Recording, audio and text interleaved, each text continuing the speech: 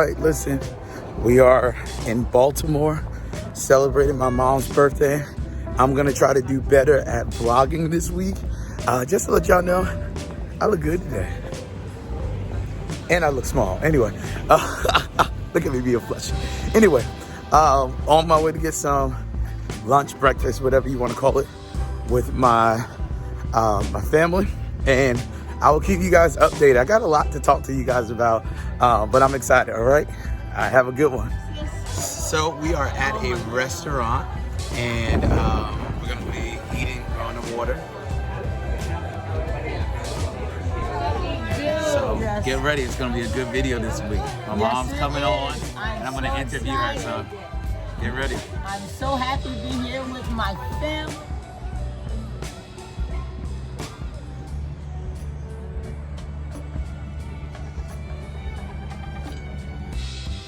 All right, so hey friends, I told you I'm in Baltimore. You see the background. It's celebrating my mom's birthday. I'm not gonna tell you how old she is, but my mom's birthday is tomorrow. Well, you never know, but my mom's birthday is March 29th, and we are here. You don't want to tell me how old you are? I'm 59. I'm gonna tell you again. She is 59, so.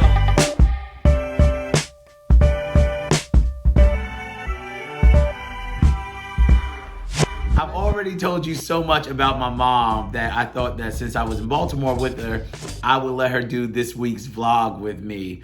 Some of you have spoke about her quote, "What a difference a day makes." So we'll get into that. So, Mom, let's go. This is me and my mom. Let's go. We're gonna ask a few questions.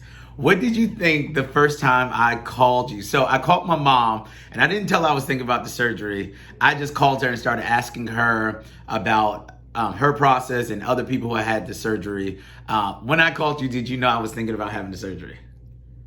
I kind of thought you were, because you were finally being open about certain things. Mm-hmm. So in the back of my mind, I'm kind of like, okay, maybe he's leaning towards thinking about it, but not quite sure how to really approach it, and not really ready to come right out and tell me.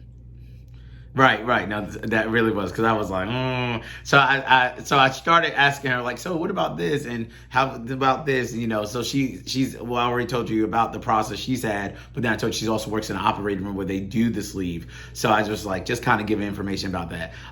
So when I actually told you I was going to get it, she told me she knew I was going to get it. So what did you think once I told you I was actually going to get it? Well, I was happy that that you had made the decision. Mm-hmm. It's a very difficult decision to make. You have to come to the realization to know that you need help, and that the things that you're facing, you can't face alone. Right. So you need the support, and also you need somebody to kind of like talk you through. Yeah. No, that's true. I gotta tell you something. So I was just calling my mom one day, and I was on my way, because I was a chaplain. I was serving as a chaplain for a semester at a hospital, and I was outside. I was talking to my mom, and I was telling her about, so what do you think about this, and what do you think about this? And my mom said something to me that changed my life, not just for that moment, but even outside of that. She doesn't even know that. She said, it comes a point where you have to start asking for support and not asking for opinions. And she's like, you got to just get to a point where you make your mind up that this is what you're going to do. And now you start asking people for support rather than, so what do you think about this? And even with her, it was just like, make a decision. What do you want? And then tell me you want support about that decision. So like for people who are like trying to figure out like how to have this conversation with family and with friends, like it comes to a point where you have to make a decision, and then you have to ask yourself how much you want to communicate or solicit support. So that was something my mom told me that was like powerful. She was like, ask for support. So let me ask you a question. How long has it been since you had your surgery? I had my surgery in 2007, October 17th, 2007. So how was that been? How has it been? Because it's over 15. Y'all do the math. Yeah. What? Bro, what are you talking about, man? It's been a long time. She looks good. She looks good, and, don't she? Every day it's a different day. Told y'all. There's times, and I had the gastric bypass, which is a very difficult surgery, and mentally, physically, it's really rough, and you have to really be strong with the bypass, because it alters everything about your life. And now, being at the point where I am, I can say I am truly glad that I had it. Mm-hmm. But if there had been an easier route, I would have probably opted for that before the bypass, because it's very, very, very intense. There were times where I just like questioned everything. Where I was like, it was the biggest mistake I had ever made in my life.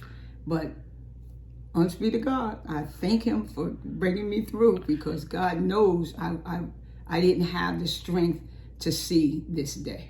And I remember, and this is something I know, and we've already talked about this, but about how this is not an easy way out. Like, you have to work. It's not us taking the easy route out. Like, you have to be diligent with your eating. Like, it's crazy. So I remember, I made my appointment. So I'm going through my thing, and my mom would call me, and she would call me, and she would check on me. And when I finally got the date, so she wanted to know the date, because she was like, when I find out the date, I'm coming down there. So you found out your date, and I was like, no, they didn't tell me yet. So when I finally got my date, she put in time, and she couldn't be there the day of the surgery, but she got there the day after I got home from the hospital. So it worked out.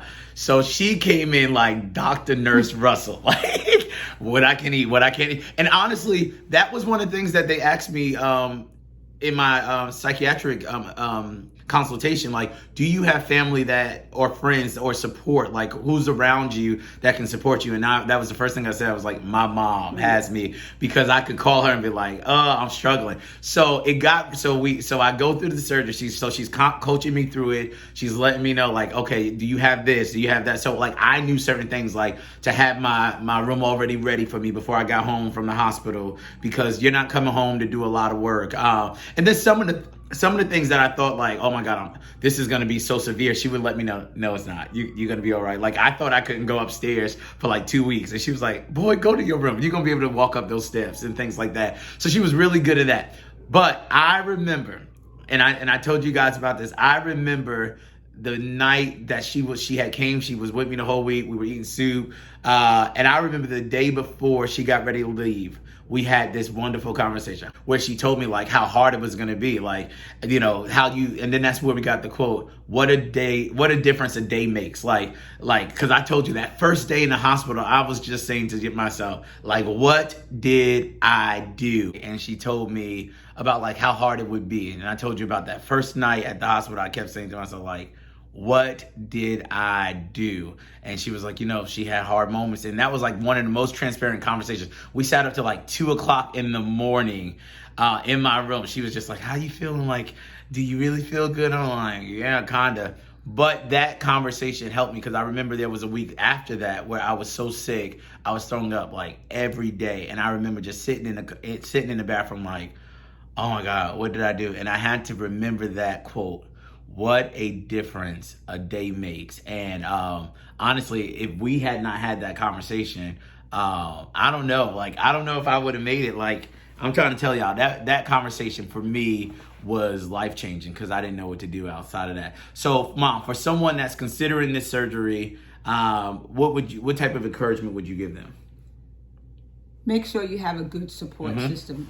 Make sure you're first honest with yourself and what your expectations are. But make sure you have someone that you could talk to, and that also that you will listen to, and not get angry or upset by the things that they're telling you.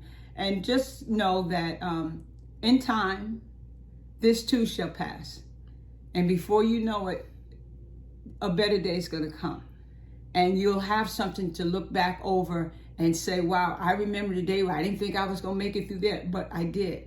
Oh, I didn't think I was going to be able to do that, but you did. So just know that in time, things do get better, but you just have to have the strength and the courage to see it through. So don't give up.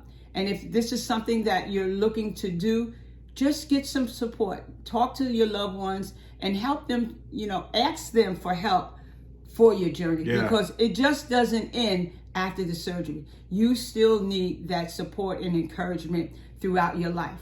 I've been out for a long time, but still I need encouragement as well. And now that I know the process, I'm like, woo, like she'll be the one, why aren't you taking your vitamins? This is her, like, are you drinking your shakes? Like, how many times did you drink your shakes? To the point that sometimes I feel like, I don't want to hear it, but I need to hear that, because like she said, you need to be around someone that you listen to. And like one thing that she said before we end this out is, one thing she says to me now is like, oh, yes, you look good. Yeah, like take a lot of pictures of the process. You look good. Also, but my concern for you, are you feeling good? And she'll always ask me, oh, you look good, but how do you feel?